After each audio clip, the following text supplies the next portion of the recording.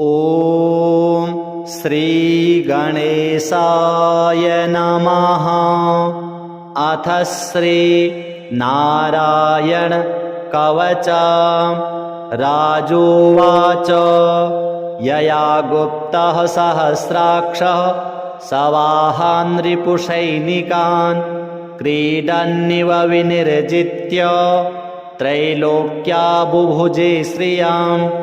भगवस्तन्ममाख्याहि वर्मनारायणात्मकाम् यथा तथा इनः शत्रून् येन गुप्तो जयन्मृधे। श्रीशुक उवाच वृतः पुरोहितस्त्वाष्ट्रो महेन्द्रायानुपृच्छते नारायणाख्यं वरमाह तदिहैकमनः शृणु। श्रीविश्वरूप उवाच धौताङ्घ्रिपाणिराचम्य सपवित्र उदङ्मुखः कृतस्वाङ्गकरन्यासो मन्त्राभ्यां वाग्यतः शुचिः नारायणमयं वरमा सन्नह्योद्भय आगते दैवभूतात्मकर्मभ्यो नारायणमयः पुमान् पादयोर्जानुनोरूर्वो उदरे हृद्यथोरसि मुखे शिरस्यानुपूर्व्याद ओङ्कारादीनि विन्यसेत् ॐ नमो नारायणायेति विपर्ययमथापि वा करन्यासं ततः कुर्यात्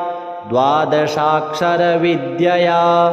प्रणवादियकारान्तम्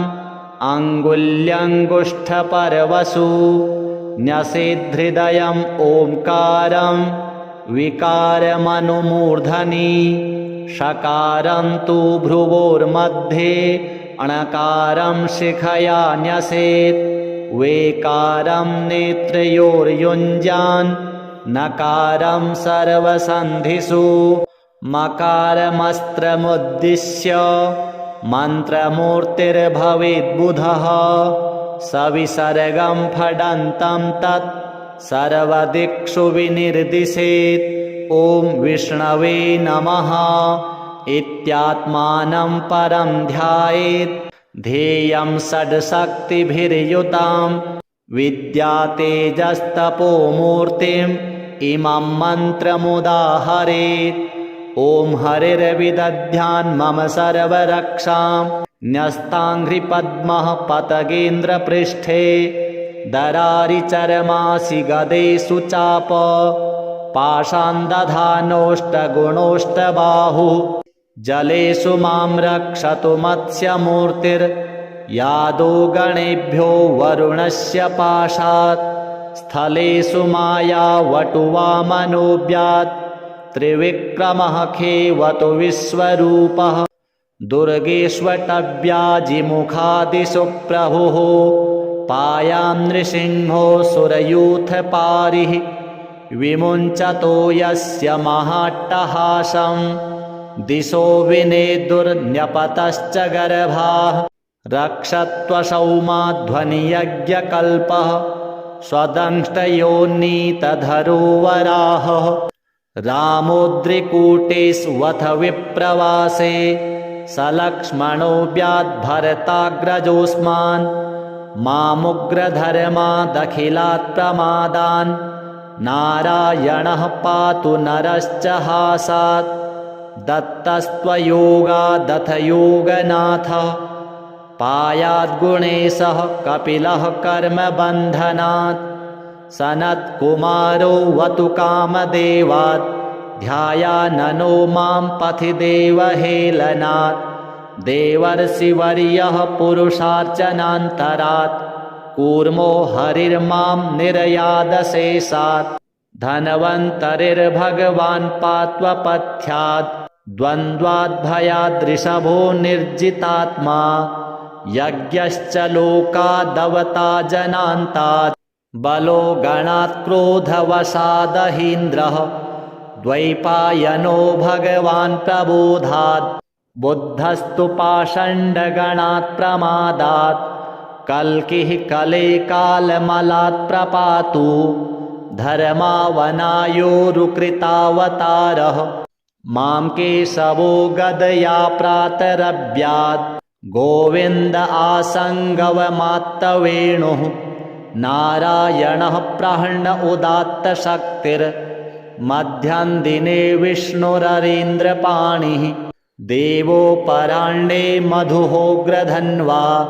सायं त्रिधामावतु माधवो मां दोषे हृषीकेश उतार्धरात्रे निशीथ एको वतु पद्मनाभः श्रीवत्सधामा रात्र ईशः प्रत्यूष ईशोऽसिधरो जनार्दनः दामोदरो व्यात् अनुसन्ध्यं प्रभाते विश्वेशरो भगवान् कालमूर्तिः चक्रं युगान्तानलतिग्मनेमि भ्रमत्समन्ताद् भगवत्प्रयुक्तं दन्दग्धिदन्दग्ध्यरिसैन्यमासु कक्षं यथा वातसखो हुताशः गदेशनिस्पर्शनविस्फुलिङ्गे निष्पिड्य जितप्रियासि कूष्माण्डवैनायकयक्षरक्षो भूतग्रहाश्चूर्णय चूर्णयारीन् त्वं यातु धानप्रमथः प्रेतमात्री पिशाच विप्रग्रहघोरदृष्टीन्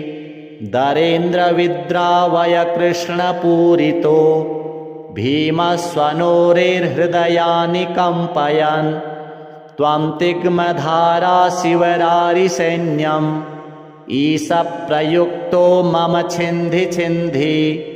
चक्षूंसि चर्मन् शतचन्द्रछादयत्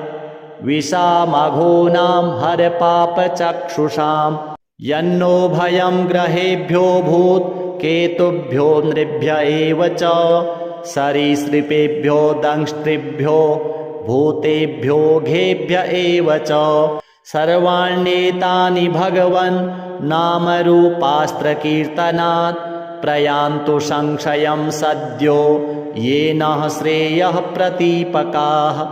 गरुडो भगवान् स्तोत्रस्तोमश्छन्दोमयः प्रभुः रक्षत्वशेषकृच्छ्रेभ्यो विश्वक्सेनः स्वनामभिः सर्वापद्भ्यो हरेर्नाम रूपयानायुधानि नः बुद्धीन्द्रियमनः प्राणान् पान्तु पार्षदभूषणाः यथा हि भगवानेव वस्तुतः सदसच्चयत् सत्येनानेन नः सर्वे यान्तु नाशमुपद्रवाः यथैकात्म्यानुभावानां विकल्परहितः स्वयं भूषणायुधलिङ्गाख्या धत्ते शक्तिः स्वमायया तेनैव सत्यमानेन सर्वज्ञो भगवान् हरिः पातु सर्वैः स्वरूपैर्नः सदा सर्वत्र सर्वगः विदिक्षु दिक्षूर्ध्वमधः समन्तात् अन्तर्बहिर्भगवान्नारसिंहः प्रहापयल्लोकभयं स्वनेन स्वतेजसाग्रस्तसमस्ततेजाः भगवन्निदमाख्यातं वर्मनारायणात्मकं विजिष्यञ्जसायेन दंशितोऽसुरयूथपान् एतद्धारयमाणस्तु यं यं पश्यति चक्षुषा पदावा संस्पृशेत् सद्यः साध्वसात् स विमुच्यते न कुतश्चिद्भयं तस्य विद्यां धारयतो भवेत् राजदस्युग्रहादिभ्यो व्याघ्रादिभ्यश्च कर्हिचित् इमां विद्यां पुरा कश्चित् कौशिको धारयन् द्विजः योगधारणया स्वाङ्गं जहौ स मरुधन्वनि तस्योपरि विमानेन गन्धर्वपतिरेकदा ययौ चित्ररथस्त्रिभिर्वृतो यत्र द्विजक्षयः गगनान्यपतत् सद्यः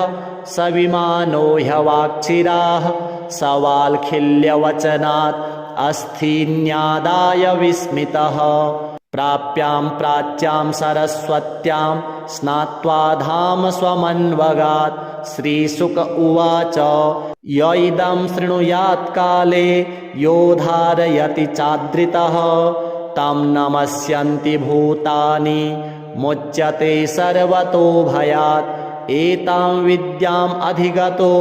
विश्वरूपाच्छतक्रतुः त्रैलोक्यलक्ष्मीं बुभुजे विनिर्जित्य मृधे सुरान्। श्रीनारायणार्पणमस्तु। राजोवाच यया गुप्तः सहस्राक्षः सवाहान् रिपुसैनिकान् क्रीडन्निव विनिर्जित्य त्रैलोक्या बुभुजे श्रियां। भगवस्तन्ममाख्याहि वर्मनारायणात्मकां यथा तथा इनः शत्रून् येन गुप्तो जयन्मृधे। श्रीशुक उवाच वृतः पुरोहितस्त्वाष्ट्रो महेन्द्रायानुपृच्छते नारायणाख्यं वरमाह तदिहैकमनः शृणु। श्रीविश्वरूप उवाच धौताङ्घ्रिपाणिराचम्य सपवित्र उदङ्मुखः कृतस्वाङ्गकरन्यासो मन्त्राभ्यां वाग्यतः शुचिः। नारायणमयं वरमा सन्नह्योद्भय आगते दैवभूतात्मकर्मभ्यो नारायणमयः पुमान्।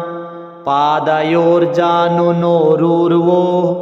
उदरे हृद्यथोरसि मुखे शिरस्यानुपूर्व्याद ओङ्कारादीनि विन्यसेत्। ॐ नमो नारायणायेति विपर्ययमथापि वा करन्यासं ततः कुर्यात् द्वादशाक्षरविद्यया प्रणवादियकारान्तम् अङ्गुल्यङ्गुष्ठपर्वसु न्यसेद्धृदयम् ओङ्कारं विकारमनुमूर्धनि षकारं तु भ्रुवोर्मध्ये अणकारं शिखया न्यसेत् वेकारं नेत्रयोर्युञ्जान् नकारं सर्वसन्धिषु मकारमस्त्रमुद्दिश्य मन्त्रमूर्तिर्भवेद्बुधः सविसर्गं फडन्तं तत् सर्वदिक्षु विनिर्दिशेत्। ॐ विष्णवे नमः इत्यात्मानं परं ध्यायेत्। ध्येयं षड्शक्तिभिर्युतां विद्यातेजस्तपोमूर्तिम् इमं मन्त्रमुदाहरेत्। ॐ हरिर्विदध्यान् मम सर्वरक्षां न्यस्ताङ्घ्रिपद्मः पतगेन्द्रपृष्ठे दरारिचरमासि गदेषु चाप पाषाण्दधानोष्टगुणोष्टबाहुः जलेषु मां रक्षतु मत्स्यमूर्तिर्यादो गणेभ्यो वरुणस्य पाशात् स्थलेषु मायावटुवामनोऽव्यात् त्रिविक्रमः खेवतु विश्वरूपः दुर्गेष्वटव्याजिमुखादिषु प्रभुः पायां नृसिंहो सुरयूथपारिः विमुञ्चतो यस्य महाट्टहासं दिशो विनेदुर्न्यपतश्च गर्भाः रक्षत्वसौमाध्वनियज्ञकल्पः स्वदंष्टयोन्नीतधरो वराहः रामोद्रिकूटेष्वथ विप्रवासे सलक्ष्मणोऽव्याद्भरताग्रजोऽस्मान् मामुग्रधर्मादखिलात् प्रमादान् नारायणः पातु नरश्च हासात् दत्तस्त्वयोगादथ योगनाथः पायाद्गुणेशः कपिलः कर्मबन्धनात् सनत्कुमारो वतु कामदेवात् ध्यायाननो मां पथि देवहेलनात् देवर्षिवर्यः पुरुषार्चनान्तरात् कूर्मो हरिर्मां निर्यादशेषात् धन्वन्तरिर्भगवान् पात्वपथ्यात् द्वन्द्वाद्भयाद्ऋषभो निर्जितात्मा यज्ञश्च लोकादवता जनान्तात् बलो गणात् क्रोधवशादहीन्द्रः द्वैपायनो भगवान् प्रबोधात् बुद्धस्तु पाषण्डगणात् प्रमादात् कल्किः कले कालमलात् प्रपातु धर्मावनायोरुकृतावतारः मां केशवो गदया प्रातरभ्यात् गोविन्द आसङ्गवमात्तवेणुः नारायणः प्रहर्ण उदात्तशक्तिर्मध्यं दिने विष्णुररीन्द्रपाणिः देवोपराह्णे मधुहोग्रधन्वा सायं त्रिधामावतु माधवो मां दोषे हृषीकेश उतार्धरात्रे निशीथ एको वतु पद्मनाभः श्रीवत्सधामा रात्र ईशः प्रत्यूष ईशोऽसिधरो जनार्दनः दामोदरो व्यात् अनुसन्ध्यं प्रभाते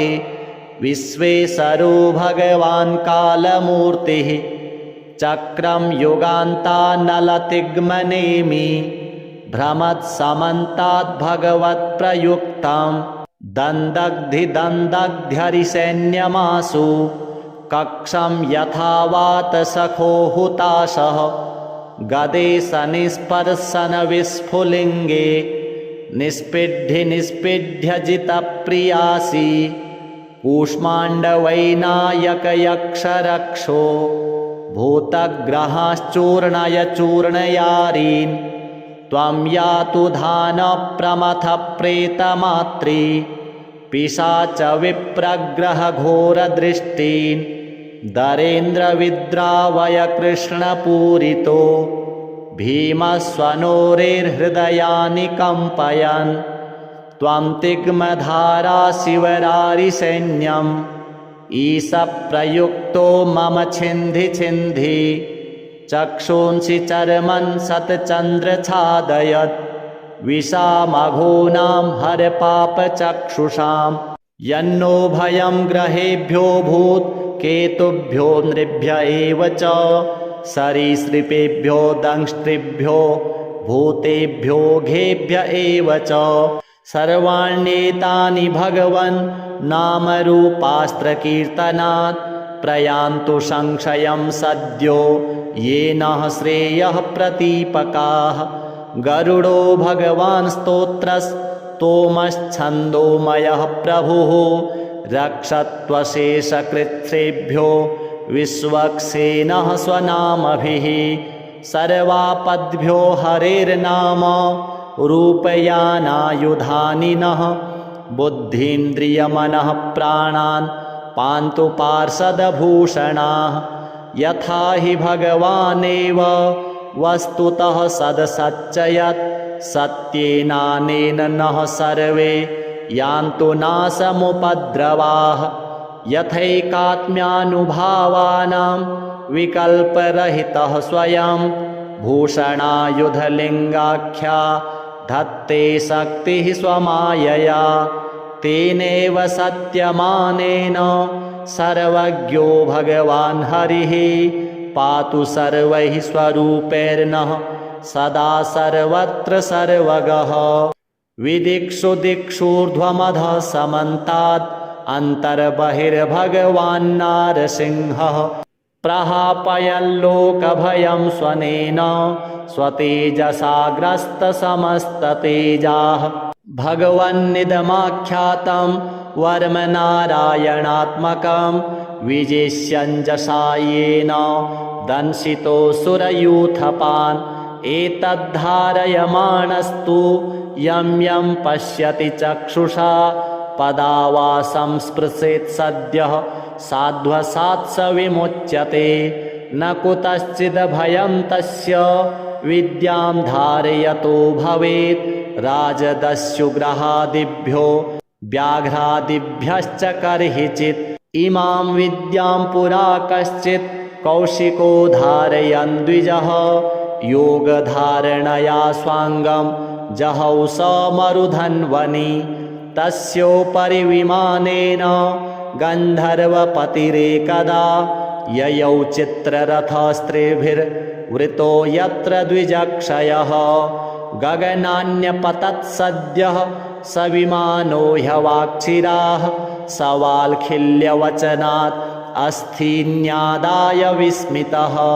प्राप्यां प्राच्यां सरस्वत्यां स्नात्वा धाम स्वमन्वगात् श्रीशुक उवाच य इदं शृणुयात्काले यो धारयति चादृतः तं नमस्यन्ति भूतानि मुच्यते सर्वतो भयात् एतां विद्याम् अधिगतो विश्वरूपाच्छतक्रतुः त्रैलोक्यलक्ष्मीं बुभुजे विनिर्जित्य मृधे सुरान् श्रीनारायणार्पणमस्तु। राजोवाच यया गुप्तः सहस्राक्षः सवाहान् रिपुसैनिकान् क्रीडन्निव विनिर्जित्य त्रैलोक्या बुभुजे श्रियां भगवस्तन्ममाख्याहि वर्मनारायणात्मकां यथा तथा इनः शत्रून् येन गुप्तो जयन्मृधे। श्रीशुक उवाच वृतः पुरोहितस्त्वाष्ट्रो महेन्द्रायानुपृच्छते नारायणाख्यं वरमाह तदिहैकमनः शृणु। श्रीविश्वरूप उवाच धौताङ्घ्रिपाणिराचम्य सपवित्र उदङ्मुखः कृतस्वाङ्गकरन्यासो मन्त्राभ्यां वाग्यतः शुचिः नारायणमयं वरमा सन्नह्योद्भय आगते दैवभूतात्मकर्मभ्यो नारायणमयः पुमान् पादयोर्जानुनोरूर्वो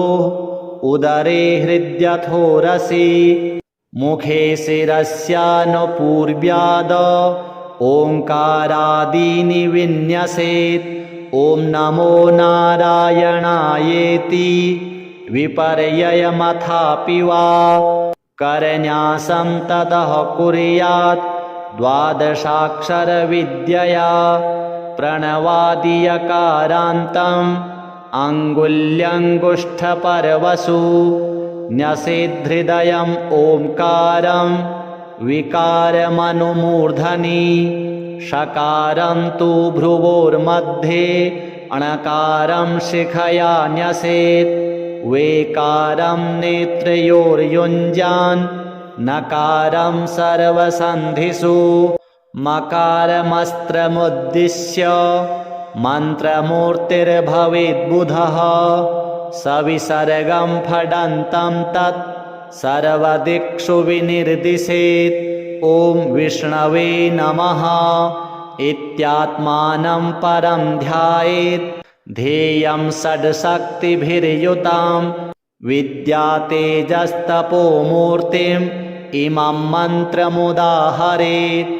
ॐ हरिर्विदध्यान् मम सर्वरक्षां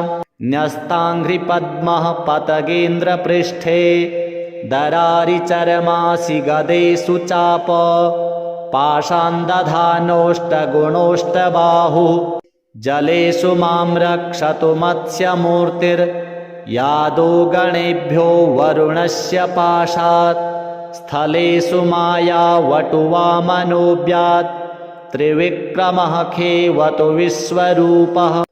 दुर्गेष्वटव्याजिमुखादिषु प्रभुः पायां नृसिंहो सुरयूथपारिः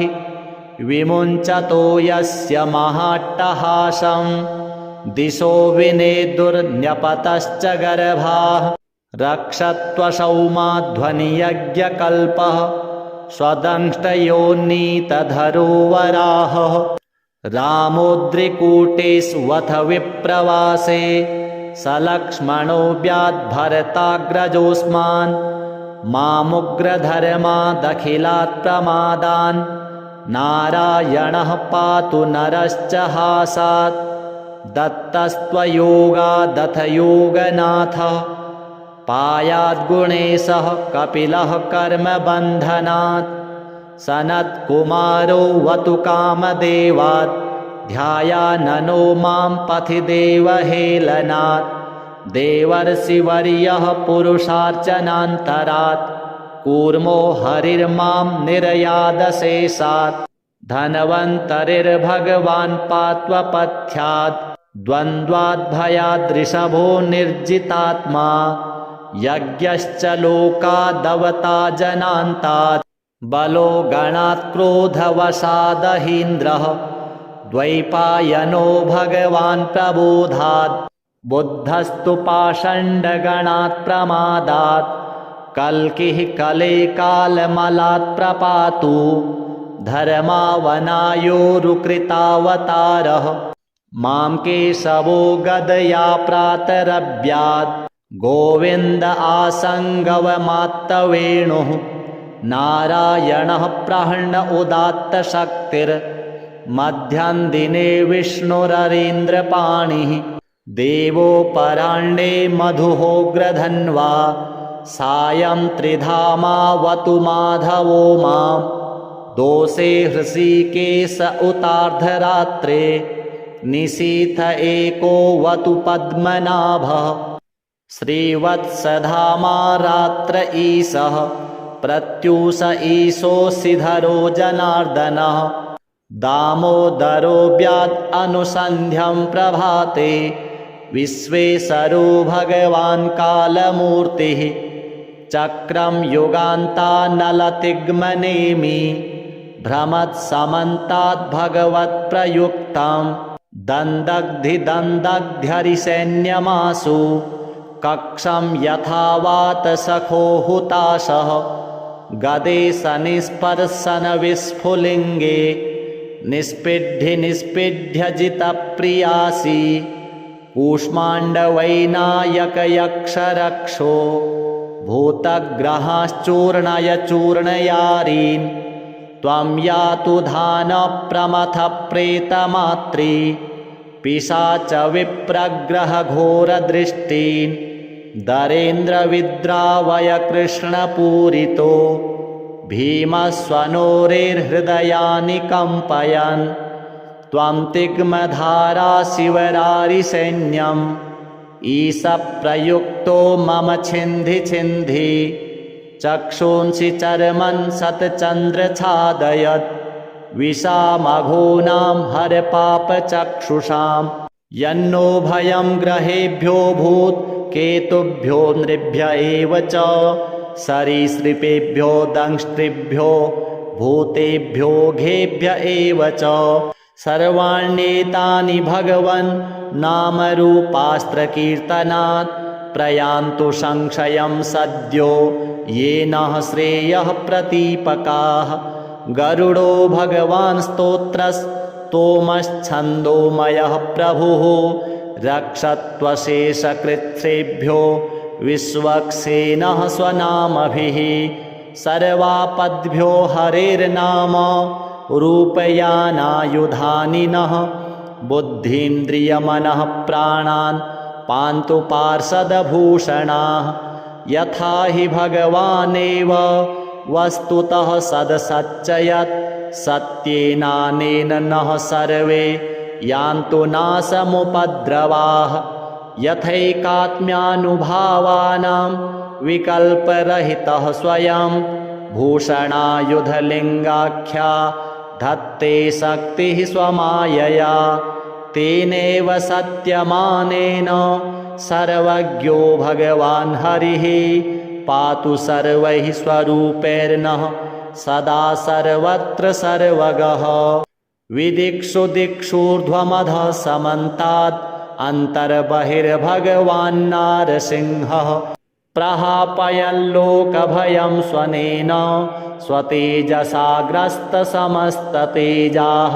भगवन्निदमाख्यातं वर्मनारायणात्मकं विजिष्यञ्जसा येन दंशितोऽसुरयूथपान् एतद्धारयमाणस्तु यं यं पश्यति चक्षुषा पदावासं स्पृशेत् सद्यः साध्वसात् स विमुच्यते न कुतश्चिद् भयं तस्य विद्यां धारयतो भवेत् राजदस्युग्रहादिभ्यो व्याघ्रादिभ्यश्च कर्हिचित् इमां विद्यां पुरा कश्चित् कौशिको धारयन् द्विजः योगधारणया स्वाङ्गं जहौ स मरुधन्वनि तस्योपरि विमानेन गन्धर्वपतिरेकदा ययौ चित्ररथस्त्रिभिर्वृतो यत्र द्विजक्षयः गगनान्यपतत् सद्यः स विमानो ह्यवाक्चिराः सवाल्खिल्यवचनात् अस्थिन्यादाय विस्मितः प्राप्यां प्राच्यां सरस्वत्यां स्नात्वा धाम स्वमन्वगात् श्रीशुक उवाच य इदं शृणुयात् काले यो धारयति चादृतः तं नमस्यन्ति भूतानि मुच्यते सर्वतो भयात् एतां विद्याम् अधिगतो विश्वरूपाच्छतक्रतुः त्रैलोक्यलक्ष्मीं बुभुजे विनिर्जित्य मृधे सुरान् श्रीनारायणार्पणमस्तु। राजोवाच यया गुप्तः सहस्राक्षः सवाहान् रिपुसैनिकान् क्रीडन्निव विनिर्जित्य त्रैलोक्या बुभुजे श्रियां भगवस्तन्ममाख्याहि वर्मनारायणात्मकां यथा तथा इनः शत्रून् येन गुप्तो जयन्मृधे। श्रीशुक उवाच वृतः पुरोहितस्त्वाष्ट्रो महेन्द्रायानुपृच्छते नारायणाख्यं वरमाह तदिहैकमनः शृणु। श्रीविश्वरूप उवाच धौताङ्घ्रिपाणिराचम्य सपवित्र उदङ्मुखः कृतस्वाङ्गकरन्यासो मन्त्राभ्यां वाग्यतः शुचिः नारायणमयं वरमा सन्नह्योद्भय आगते दैवभूतात्मकर्मभ्यो नारायणमयः पुमान् पादयोर्जानुनोरूर्वो उदरे हृद्यथोरसि मुखे शिरस्यानुपूर्व्याद ओङ्कारादीनि विन्यसेत् ॐ नमो नारायणायेति विपर्ययमथापि वा करन्यासं ततः कुर्यात् द्वादशाक्षरविद्यया प्रणवादियकारान्तम् अङ्गुल्यङ्गुष्ठपर्वसु न्यसेद्धृदयम् ओङ्कारं विकारमनुमूर्धनि षकारं तु भ्रुवोर्मध्ये अणकारं शिखया न्यसेत् वेकारं नेत्रयोर्युञ्जान् नकारं सर्वसन्धिषु मकारमस्त्रमुद्दिश्य मन्त्रमूर्तिर्भवेद्बुधः सविसर्गं फडन्तं तत् सर्वदिक्षु विनिर्दिशेत् ॐ विष्णवे नमः इत्यात्मानं परं ध्यायेत् ध्येयं षड्शक्तिभिर्युतां विद्यातेजस्तपोमूर्तिम् इमं मन्त्रमुदाहरेत् ॐ हरिर्विदध्यान् मम सर्वरक्षां न्यस्ताङ्घ्रिपद्मः पतगेन्द्रपृष्ठे दरारिचरमासि गदेषु चाप पाषाण्दधानोष्टगुणोष्टबाहु जलेषु मां रक्षतु मत्स्यमूर्तिर्यादो गणेभ्यो वरुणस्य पाशात् स्थलेषु मायावटुवामनोऽव्यात् त्रिविक्रमः खेवतु विश्वरूपः दुर्गेष्वटव्याजिमुखादिषु प्रभुः पायां नृसिंहो सुरयूथपारिः विमुञ्चतो यस्य महाट्टहासं दिशो विनेदुर्न्यपतश्च गर्भाः रक्षत्वसौमाध्वनियज्ञकल्पः स्वदंष्टयोन्नीतधरो वराहः रामोद्रिकूटेष्वथ विप्रवासे सलक्ष्मणो व्याद्भरताग्रजोऽस्मान् मामुग्रधर्मादखिलात् प्रमादान् नारायणः पातु नरश्च हासात् दत्तस्त्वयोगादथ योगनाथः पायाद्गुणेशः कपिलः कर्मबन्धनात् सनत्कुमारो वतु कामदेवात् ध्यायाननो मां पथि देवहेलनात् देवर्षिवर्यः पुरुषार्चनान्तरात् कूर्मो हरिर्मां निर्यादशेषात् धन्वन्तरिर्भगवान् पात्वपथ्यात् द्वन्द्वाद्भयाद्ऋषभो निर्जितात्मा यज्ञश्च लोकादवता जनान्तात् बलो गणात् क्रोधवशादहीन्द्रः द्वैपायनो भगवान् प्रबोधात् बुद्धस्तु पाषण्डगणात् प्रमादात् कल्किः कले कालमलात् प्रपातु धर्मावनायोरुकृतावतारः मां केशवो गदया प्रातरव्यात् गोविन्द आसङ्गवमात्तवेणुः नारायणः प्रहर्ण उदात्तशक्तिर्मध्यं दिने विष्णुररीन्द्रपाणिः देवोपराह्णे मधुहोग्रधन्वा सायं त्रिधामावतु माधवो मां दोषे हृषीकेश उतार्धरात्रे निशीथ एको वतु पद्मनाभः श्रीवत्सधामा रात्र ईशः प्रत्यूष ईशोऽसिधरो जनार्दनः दामोदरो व्यात् अनुसन्ध्यं प्रभाते विश्वेशरो भगवान् कालमूर्तिः चक्रं युगान्तानलतिग्मनेमि भ्रमत्समन्ताद् भगवत्प्रयुक्तं दन्दग्धिदन्दग्ध्यरिसैन्यमासु कक्षं यथावातसखो हुताशः गदे सनिस्पर्शनविस्फुलिङ्गे निष्पिड्य जितप्रियासि कूष्माण्डवैनायकयक्षरक्षो भूतग्रहाश्चूर्णय चूर्णयारीन् त्वं यातु धानप्रमथः प्रेतमात्री पिशाच विप्रग्रहघोरदृष्टीन् दरेन्द्रविद्रावय कृष्णपूरितो भीमस्वनोरेर्हृदयानि कम्पयन् त्वं तिग्मधारा शिवरारिसैन्यम् ईशप्रयुक्तो मम छिन्धि छिन्धि चक्षूंसि चर्मन् सतचन्द्रछादयत् विषामघूनां हरपापचक्षुषां यन्नो भयं ग्रहेभ्यो भूत् केतुभ्यो नृभ्य एव च सरीसृपेभ्यो दंष्ट्रिभ्यो भूतेभ्यो घेभ्य एव च सर्वाण्येतानि भगवन्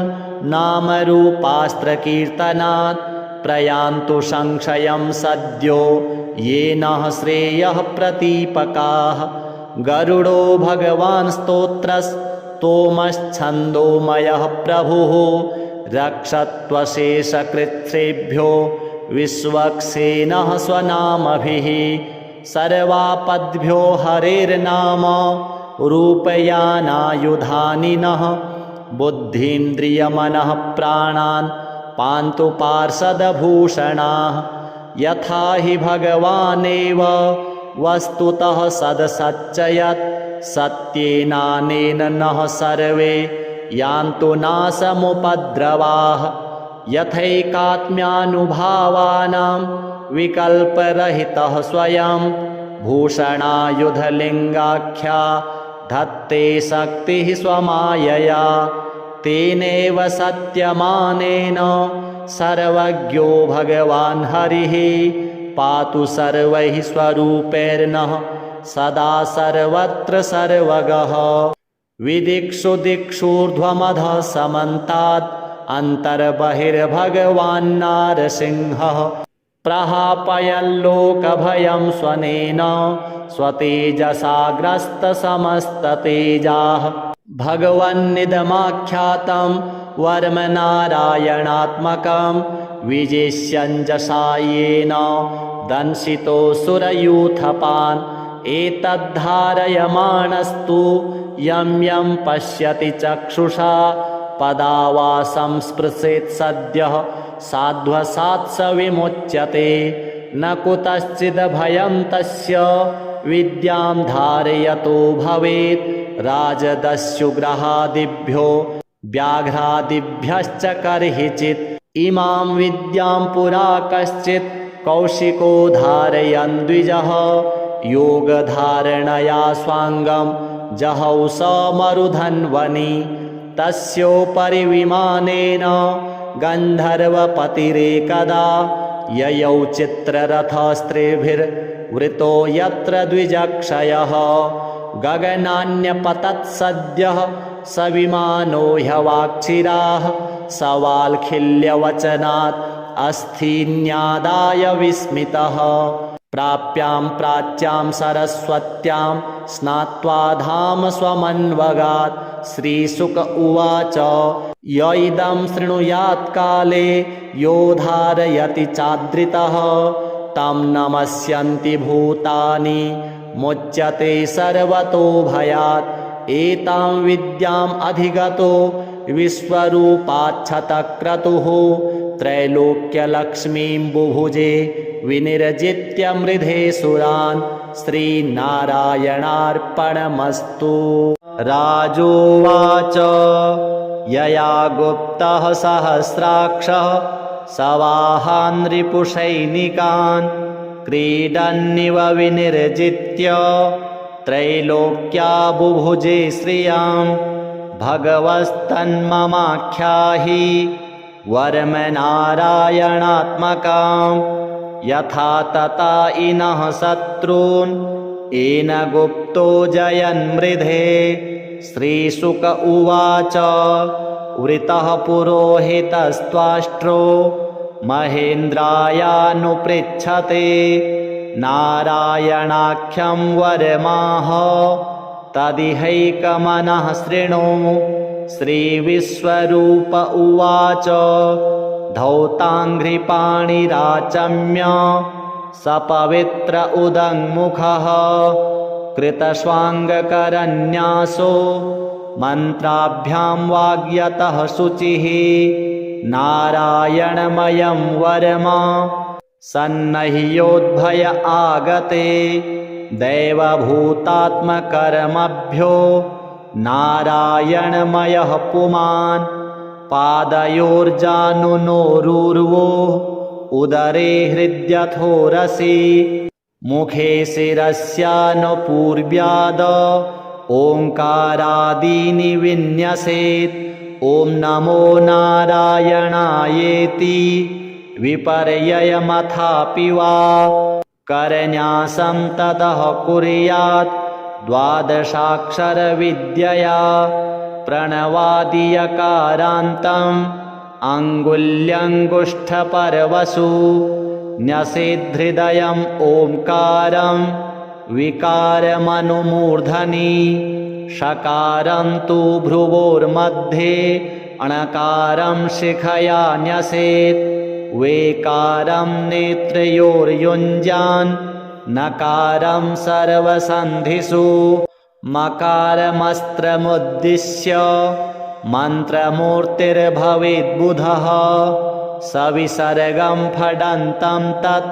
सर्वदिक्षु विनिर्दिशेत्। ॐ विष्णवे नमः इत्यात्मानं परं ध्यायेत्। ध्येयं षड्शक्तिभिर्युतां विद्यातेजस्तपोमूर्तिम् इमं मन्त्रमुदाहरेत्। ॐ हरिर्विदध्यान् मम सर्वरक्षां न्यस्ताङ्घ्रिपद्मः पतगेन्द्रपृष्ठे दरारिचरमासि गदेषु चाप पाषाण्दधानोष्टगुणोष्टबाहुः जलेषु मां रक्षतु मत्स्यमूर्तिर्यादो गणेभ्यो वरुणस्य पाशात् स्थलेषु मायावटुवामनोऽव्यात् त्रिविक्रमः खेवतु विश्वरूपः दुर्गेष्वटव्याजिमुखादिषु प्रभुः पायां नृसिंहो सुरयूथपारिः विमुञ्चतो यस्य महाट्टहासं दिशो विनेदुर्न्यपतश्च गर्भाः रक्षत्वसौमाध्वनियज्ञकल्पः स्वदंष्टयोन्नीतधरो वराहः रामोद्रिकूटेष्वथ विप्रवासे सलक्ष्मणो व्याद्भरताग्रजोऽस्मान् मामुग्रधर्मादखिलात् प्रमादान् नारायणः पातु नरश्च हासात् दत्तस्त्वयोगादथ योगनाथः पायाद्गुणेशः कपिलः कर्मबन्धनात् सनत्कुमारो वतु कामदेवात् ध्यायाननो मां पथि देवहेलनात् देवर्षिवर्यः पुरुषार्चनान्तरात् कूर्मो हरिर्मां निर्यादशेषात्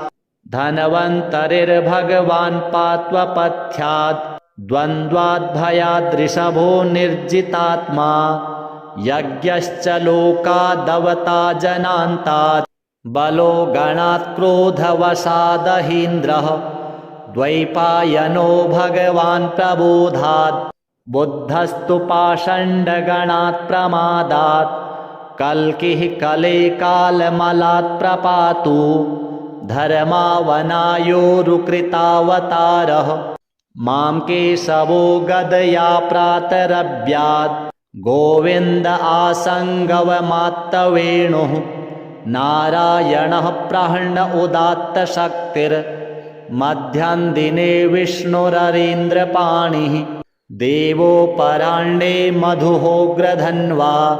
सायं त्रिधामावतु माधवो मां दोषे हृषीकेश उतार्धरात्रे निशीथ एको वतु पद्मनाभः श्रीवत्सधामा रात्र ईशः प्रत्यूष ईशोऽसिधरो जनार्दनः दामोदरो व्यात् अनुसन्ध्यं प्रभाते विश्वेशरो भगवान् कालमूर्तिः चक्रं युगान्तानलतिग्मनेमि भ्रमत्समन्ताद् भगवत्प्रयुक्तं दन्दग्धिदन्दग्ध्यरिसैन्यमासु कक्षं यथा वातसखो हुताशः गदे सनिस्पर्शन विस्फुलिङ्गे निष्पिड्ढि निष्पिड्ढ्य जितप्रियासि कूष्माण्डवैनायकयक्षरक्षो भूतग्रहाश्चूर्णय चूर्णयारीन् त्वं यातु धानप्रमथः प्रेतमात्री पिशाच विप्रग्रहघोरदृष्टीन् दरेन्द्रविद्रावय कृष्णपूरितो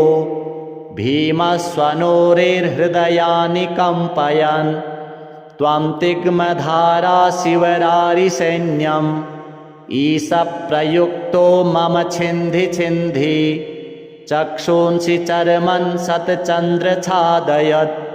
विषामघोनां हरपापचक्षुषां यन्नो भयं ग्रहेभ्यो भूत् केतुभ्यो नृभ्य एव च सरीसृपेभ्यो दंष्ट्रिभ्यो भूतेभ्यो घेभ्य एव च सर्वाण्येतानि भगवन् नामरूपास्त्रकीर्तनात् प्रयान्तु संशयं सद्यो येन श्रेयः प्रतीपकाः गरुडो भगवान् स्तोत्रस्तोमश्छन्दोमयः प्रभुः रक्षत्वशेषकृच्छ्रेभ्यो विश्वक्सेनः स्वनामभिः सर्वापद्भ्यो हरेर्नाम रूपयानायुधानि नः बुद्धीन्द्रियमनः प्राणान् पान्तु पार्षदभूषणाः यथा हि भगवानेव वस्तुतः सदसच्चयत् सत्येनानेन नः सर्वे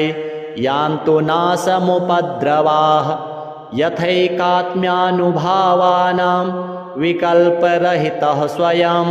भूषणायुधलिङ्गाख्या धत्ते शक्तिः स्वमायया तेनैव सत्यमानेन सर्वज्ञो भगवान् हरिः पातु सर्वैः स्वरूपैर्नः सदा सर्वत्र सर्वगः विदिक्षु दिक्षूर्ध्वमधः समन्तात् अन्तर्बहिर्भगवान्नारसिंहः प्रहापयल्लोकभयं स्वनेन स्वतेजसा ग्रस्तसमस्ततेजाः भगवन्निदमाख्यातं वर्मनारायणात्मकं विजिष्यञ्जसा येन दंशितोऽसुरयूथपान् एतद्धारयमाणस्तु यं यं पश्यति चक्षुषा पदावा संस्पृशेत् सद्यः साध्वसात् स विमुच्यते न कुतश्चिद्भयं तस्य विद्यां धारयतो भवेत् राजदस्युग्रहादिभ्यो व्याघ्रादिभ्यश्च कर्हिचित् इमां विद्यां पुरा कश्चित् कौशिको धारयन् द्विजः योगधारणया स्वाङ्गं जहौ स मरुधन्वनि तस्योपरि विमानेन गन्धर्वपतिरेकदा ययौ चित्ररथस्त्रिभिर्वृतो यत्र द्विजक्षयः गगनान्यपतत्सद्यः स विमानो ह्यवाक्षिराः सवाल्खिल्यवचनात् अस्थिन्यादाय विस्मितः प्राप्यां प्राच्यां सरस्वत्यां स्नात्वा धाम स्वमन्वगात् श्रीशुक उवाच य इदं शृणुयात् काले यो धारयति चादृतः तं नमस्यन्ति भूतानि मुच्यते सर्वतो भयात् एतां विद्याम् अधिगतो विश्वरूपाच्छतक्रतुः त्रैलोक्यलक्ष्मीं बुभुजे विनिर्जित्य मृधे सुरान् श्रीनारायणार्पणमस्तु। राजोवाच यया गुप्तः सहस्राक्षः सवाहान् रिपुसैनिकान् क्रीडन्निव विनिर्जित्य त्रैलोक्या बुभुजे श्रियां भगवस्तन्ममाख्याहि वर्मनारायणात्मकां यथा तथा इनः शत्रून् येन गुप्तो जयन्मृधे। श्रीशुक उवाच वृतः पुरोहितस्त्वाष्ट्रो महेन्द्रायानुपृच्छते नारायणाख्यं वरमाह तदिहैकमनः शृणु। श्रीविश्वरूप उवाच धौताङ्घ्रिपाणिराचम्य सपवित्र उदङ्मुखः कृतस्वाङ्गकरन्यासो मन्त्राभ्यां वाग्यतः शुचिः नारायणमयं वरमा सन्नह्योद्भय आगते दैवभूतात्मकर्मभ्यो नारायणमयः पुमान् पादयोर्जानुनोरूर्वो उदरे हृद्यथोरसि मुखे शिरस्यानुपूर्व्याद ओङ्कारादीनि विन्यसेत् ॐ नमो नारायणायेति विपर्ययमथापि वा करन्यासं ततः कुर्यात् द्वादशाक्षरविद्यया प्रणवादियकारान्तम् अङ्गुल्यङ्गुष्ठपर्वसु न्यसेद्धृदयम् ओङ्कारं विकारमनुमूर्धनि षकारं तु भ्रुवोर्मध्ये अणकारं शिखया न्यसेत् वेकारं नेत्रयोर्युञ्जान् नकारं सर्वसन्धिषु मकारमस्त्रमुद्दिश्य मन्त्रमूर्तिर्भवेद्बुधः सविसर्गं फडन्तं तत् सर्वदिक्षु विनिर्दिशेत्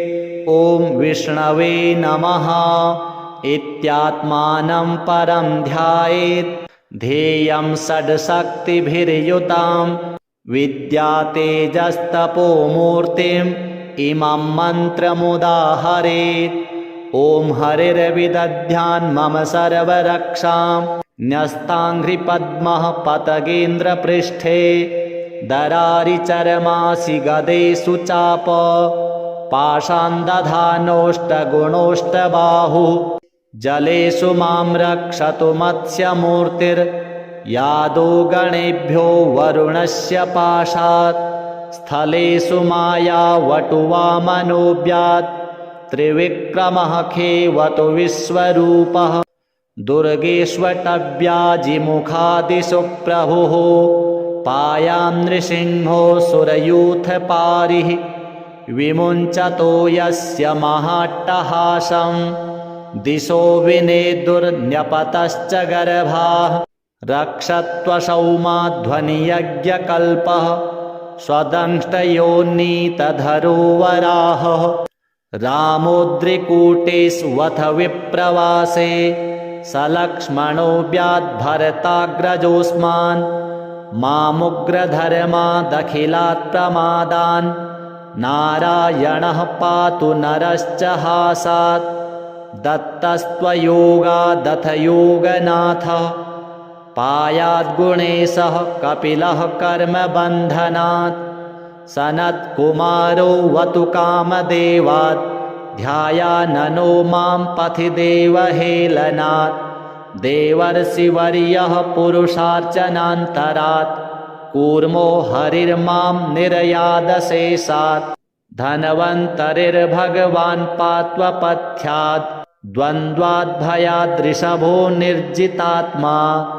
यज्ञश्च लोकादवता जनान्तात् बलो गणात् क्रोधवशादहीन्द्रः द्वैपायनो भगवान् प्रबोधात् बुद्धस्तु पाषण्डगणात् प्रमादात् कल्किः कले कालमलात् प्रपातु धर्मावनायोरुकृतावतारः मां केशवो गदया प्रातरव्यात् गोविन्द आसङ्गवमात्तवेणुः नारायणः प्रहर्ण उदात्तशक्तिर्मध्यं दिने विष्णुररीन्द्रपाणिः देवोपराह्णे मधुहोग्रधन्वा सायं त्रिधामावतु माधवो मां दोषे हृषीकेश उतार्धरात्रे निशीथ एको वतु पद्मनाभः श्रीवत्सधामा रात्र ईशः प्रत्यूष ईशोऽसिधरो जनार्दनः दामोदरोऽव्यात् अनुसन्ध्यं प्रभाते विश्वेश्वरो भगवान् कालमूर्तिः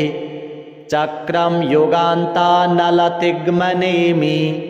भ्रमत्समन्तात् भगवत्प्रयुक्तं दन्दग्धिदन्दग्ध्यरिसैन्यमासु कक्षं यथावातसखो हुताशः गदे सनिस्पर्शनविस्फुलिङ्गे निष्पिड्ध्यजितप्रियासि कूष्माण्डवैनायकयक्षरक्षो भूतग्रहाश्चूर्णय चूर्णयारीन् त्वं यातु धानप्रमथप्रेतमात्री पिशाचविप्रग्रहघोरदृष्टीन् दरेन्द्रविद्रावय कृष्णपूरितो भीमस्वनोरेर्हृदयानि कम्पयन् त्वं तिग्मधारा शिवरारिसैन्यम् ईशप्रयुक्तो मम छिन्धि छिन्धि चक्षूंसि चर्मन् सतचन्द्रछादयत् विषामघूनां हरपापचक्षुषां यन्नो भयं ग्रहेभ्यो भूत् केतुभ्यो नृभ्य एव च सरीसृपेभ्यो दंष्ट्रिभ्यो भूतेभ्यो घेभ्य एव च सर्वाण्येतानि भगवन् नामरूपास्त्रकीर्तनात् प्रयान्तु संशयं सद्यो येन श्रेयः प्रतीपकाः गरुडो भगवान् स्तोत्रस्तोमश्छन्दोमयः प्रभुः रक्षत्वशेषकृच्छ्रेभ्यो विश्वक्सेनः स्वनामभिः सर्वापद्भ्यो हरेर्नाम रूपयानायुधानि नः बुद्धीन्द्रियमनः प्राणान् पान्तु पार्षदभूषणाः यथा हि भगवानेव वस्तुतः सदसच्चयत् सत्येनानेन नः सर्वे यान्तु नाशमुपद्रवाः यथैकात्म्यानुभावानां विकल्परहितः स्वयं भूषणायुधलिङ्गाख्या धत्ते शक्तिः स्वमायया तेनैव सत्यमानेन सर्वज्ञो भगवान् हरिः पातु सर्वैः स्वरूपैर्नः सदा सर्वत्र सर्वगः विदिक्षु दिक्षूर्ध्वमधः समन्तात् अन्तर्बहिर्भगवान्नारसिंहः प्रहापयल्लोकभयं स्वनेन स्वतेजसाग्रस्तसमस्ततेजाः भगवन्निदमाख्यातं वर्मनारायणात्मकं विजिष्यञ्जसायेन दंशितोऽसुरयूथपान् एतद्धारयमाणस्तु यं यं पश्यति चक्षुषा पदावासं स्पृशेत् सद्यः साध्वसात् स विमुच्यते न कुतश्चिद्भयं तस्य विद्यां धारयतो भवेत् राजदस्युग्रहादिभ्यो व्याघ्रादिभ्यश्च कर्हिचित् इमां विद्यां पुरा कश्चित् कौशिको धारयन् द्विजः योगधारणया स्वाङ्गं जहौ स मरुधन्वनि तस्योपरि विमानेन गन्धर्वपतिरेकदा ययौ चित्ररथस्त्रिभिर्वृतो यत्र द्विजक्षयः गगनान्यपतत् सद्यः स विमानो ह्यवाक्षिराः सवाल्खिल्यवचनात् अस्थिन्यादाय विस्मितः प्राप्यां प्राच्यां सरस्वत्यां स्नात्वा धाम स्वमन्वगात् श्रीशुक उवाच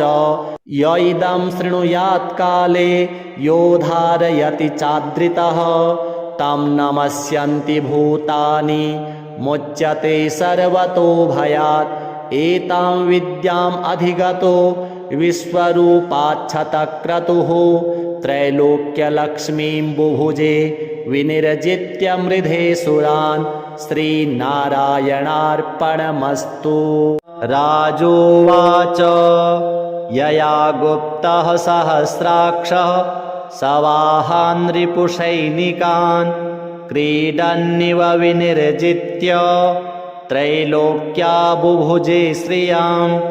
भगवस्तन्ममाख्याहि वर्मनारायणात्मकां यथा तथा इनः शत्रून् येन गुप्तो जयन्मृधे। श्रीशुक उवाच वृतः पुरोहितस्त्वाष्ट्रो महेन्द्रायानुपृच्छते नारायणाख्यं वरमाह तदिहैकमनः शृणु। श्रीविश्वरूप उवाच धौताङ्घ्रिपाणिराचम्य सपवित्र उदङ्मुखः कृतस्वाङ्गकरन्यासो मन्त्राभ्यां वाग्यतः शुचिः नारायणमयं वरमा सन्नह्योद्भय आगते दैवभूतात्मकर्मभ्यो नारायणमयः पुमान् पादयोर्जानुनोरूर्वो उदरे हृद्यथोरसि मुखे शिरस्यानुपूर्व्याद ओङ्कारादीनि विन्यसेत् ॐ नमो नारायणायेति विपर्ययमथापि वा करन्यासं ततः कुर्यात् द्वादशाक्षरविद्यया प्रणवादियकारान्तम् अङ्गुल्यङ्गुष्ठपर्वसु न्यसेद्धृदयम् ओङ्कारं विकारमनुमूर्धनि षकारं तु भ्रुवोर्मध्ये अणकारं शिखया न्यसेत् वेकारं नेत्रयोर्युञ्जान् नकारं सर्वसन्धिषु मकारमस्त्रमुद्दिश्य मन्त्रमूर्तिर्भवेद्बुधः सविसर्गं फडन्तं तत् सर्वदिक्षु विनिर्दिशेत् ॐ विष्णवे नमः इत्यात्मानं परं ध्यायेत् ध्येयं षड्शक्तिभिर्युतां विद्यातेजस्तपोमूर्तिम् इमं मन्त्रमुदाहरेत्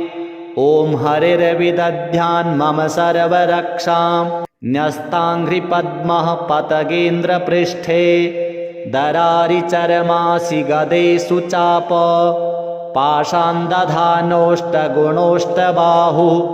जलेषु मां रक्षतु मत्स्यमूर्तिर्यादो गणेभ्यो वरुणस्य पाशात् स्थलेषु मायावटुवामनोऽव्यात् त्रिविक्रमः खेवतु विश्वरूपः दुर्गेष्वटव्याजिमुखादिषु प्रभुः पायां नृसिंहो सुरयूथपारिः विमुञ्चतो यस्य महाट्टहासं दिशो विनेदुर्न्यपतश्च गर्भाः रक्षत्वसौमाध्वनियज्ञकल्पः स्वदंष्टयोन्नीतधरो वराहः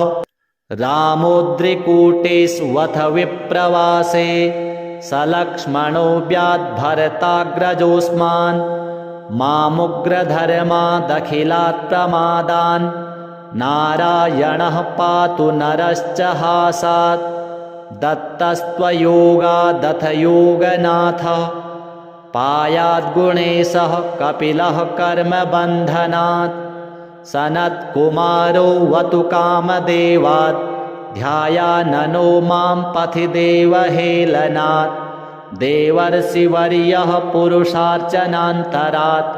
कूर्मो हरिर्मां निर्यादशेषात् धन्वन्तरिर्भगवान् पात्वपथ्यात् द्वन्द्वाद्भयाद्ऋषभो निर्जितात्मा यज्ञश्च लोकादवता जनान्तात् बलो गणात् क्रोधवशादहीन्द्रः द्वैपायनो भगवान् प्रबोधात् बुद्धस्तु पाषण्डगणात् प्रमादात् कल्किः कले कालमलात् प्रपातु धर्मावनायोरुकृतावतारः मां केशवो गदया प्रातरव्यात् गोविन्द आसङ्गवमात्तवेणुः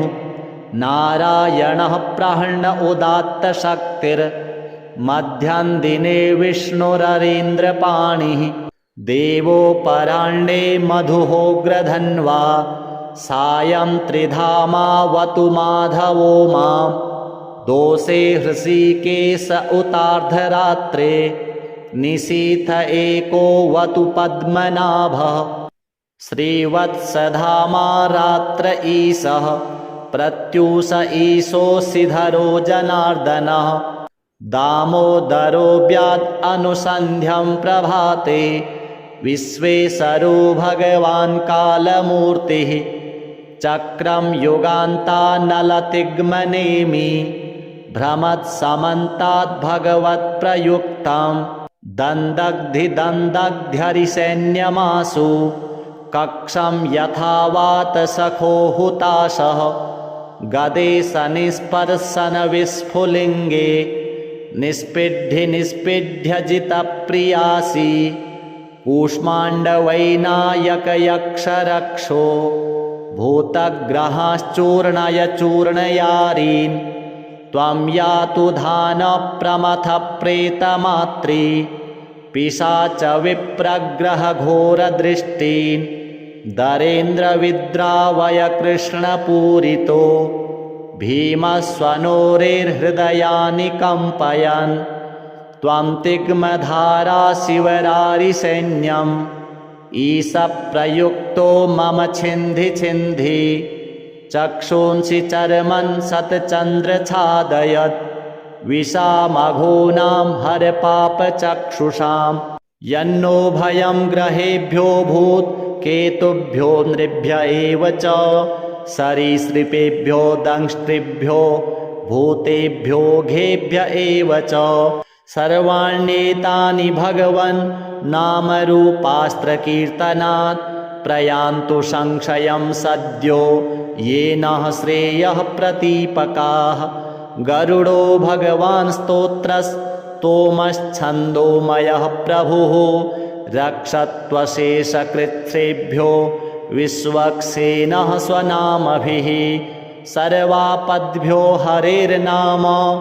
रूपयानायुधानि नः बुद्धीन्द्रियमनः प्राणान् पान्तु पार्षदभूषणाः यथा हि भगवानेव वस्तुतः सदसच्चयत् सत्येनानेन नः सर्वे यान्तु नाशमुपद्रवाः यथैकात्म्यानुभावानां विकल्परहितः स्वयं भूषणायुधलिङ्गाख्या धत्ते शक्तिः स्वमायया तेनैव सत्यमानेन सर्वज्ञो भगवान् हरिः पातु सर्वैः स्वरूपैर्नः सदा सर्वत्र सर्वगः विदिक्षु दिक्षूर्ध्वमधः समन्तात् अन्तर्बहिर्भगवान्नारसिंहः प्रहापयल्लोकभयं स्वनेन स्वतेजसाग्रस्तसमस्ततेजाः भगवन्निदमाख्यातं वर्मनारायणात्मकं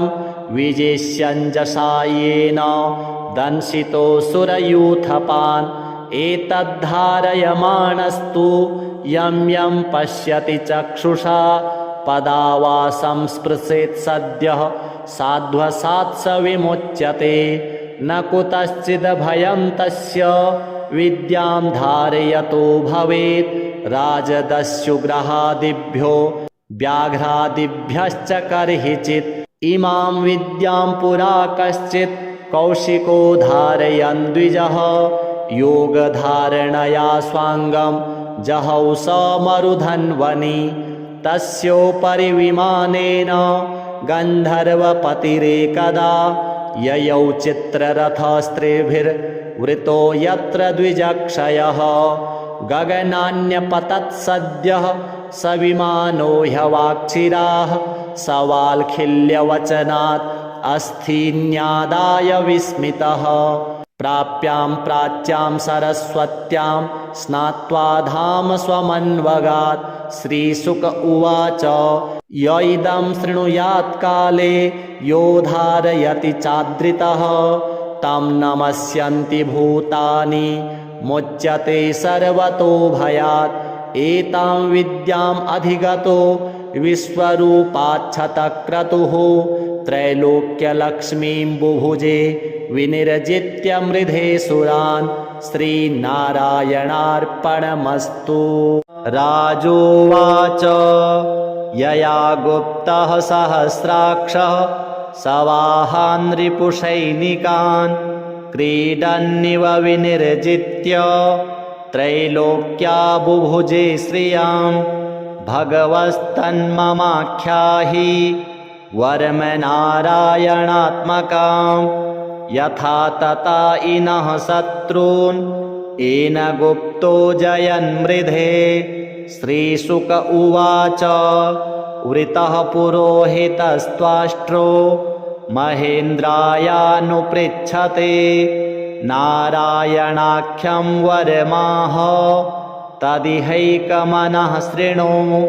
श्रीविश्वरूप उवाच धौताङ्घ्रिपाणिराचम्य सपवित्र उदङ्मुखः कृतस्वाङ्गकरन्यासो मन्त्राभ्यां वाग्यतः शुचिः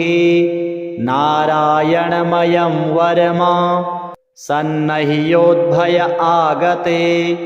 दैवभूतात्मकर्मभ्यो नारायणमयः पुमान् पादयोर्जानुनोरूर्वो उदरे हृद्यथोरसि मुखे शिरस्यानुपूर्व्याद ओङ्कारादीनि विन्यसेत्। ॐ नमो नारायणायेति विपर्ययमथापि वा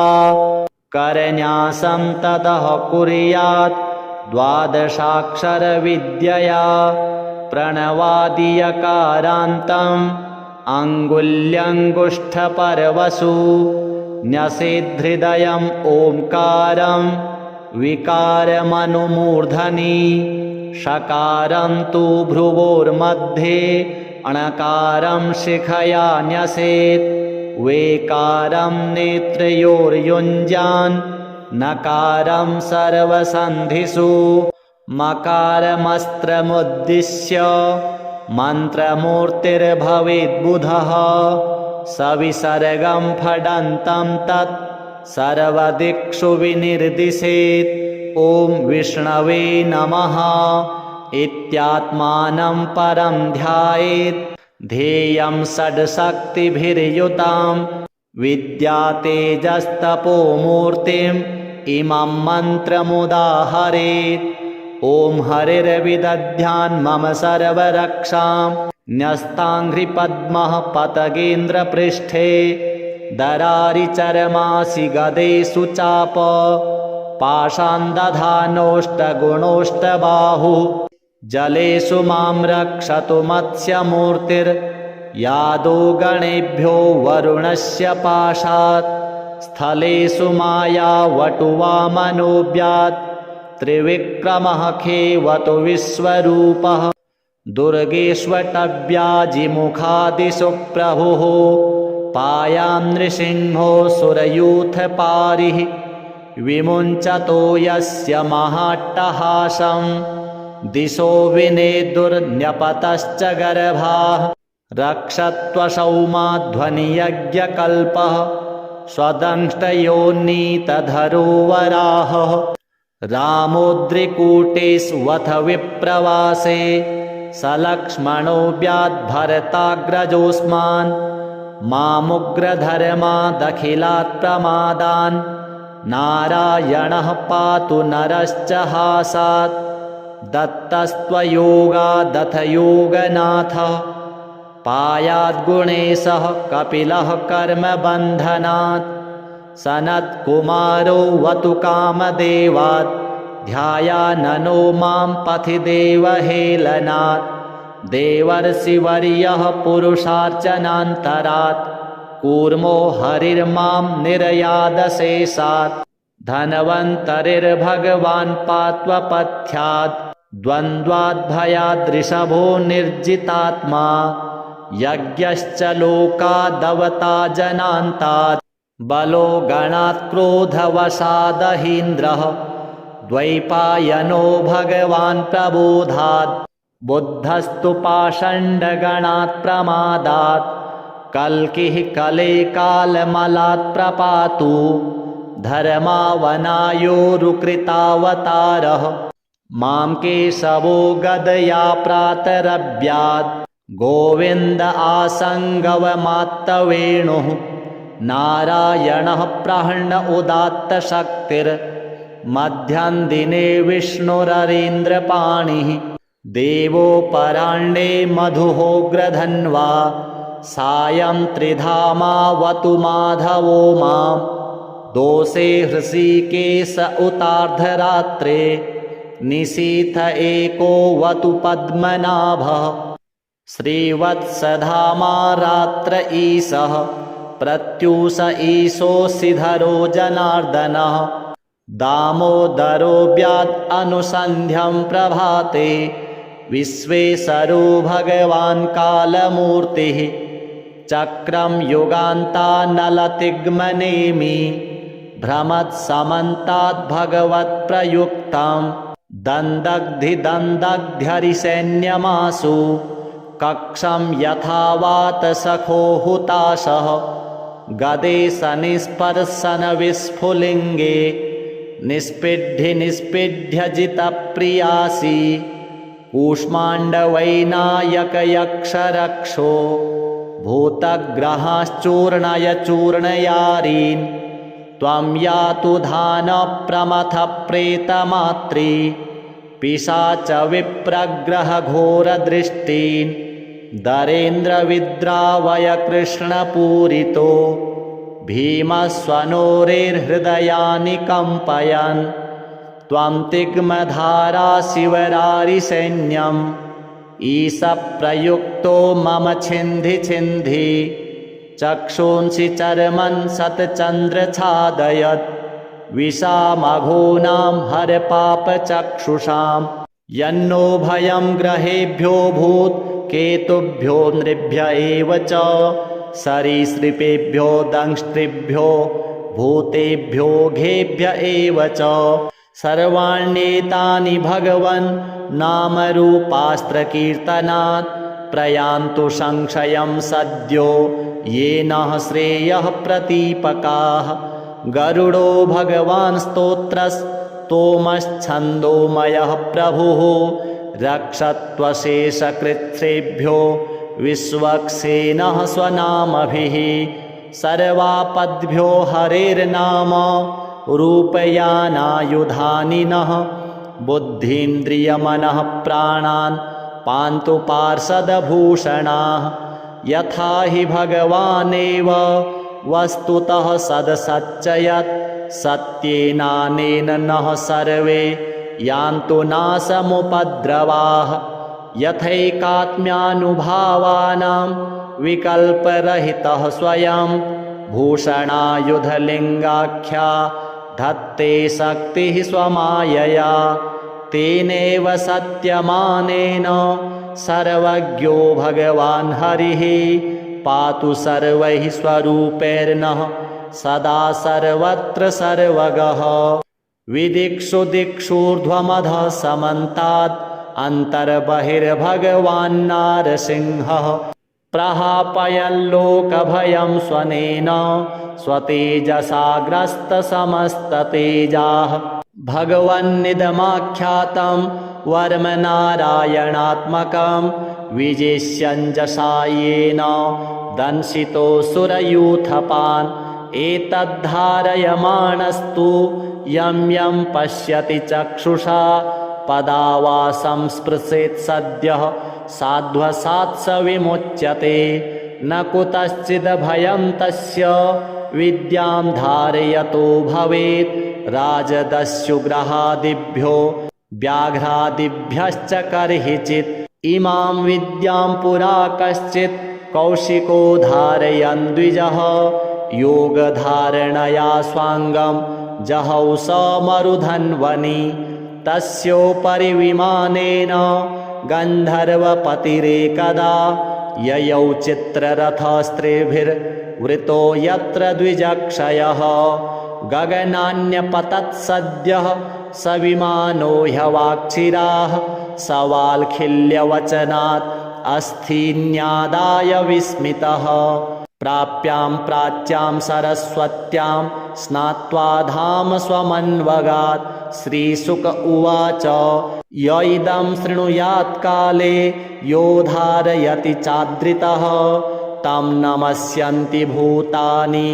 मुच्यते सर्वतो भयात् एतां विद्याम् अधिगतो विश्वरूपाच्छतक्रतुः त्रैलोक्यलक्ष्मीं बुभुजे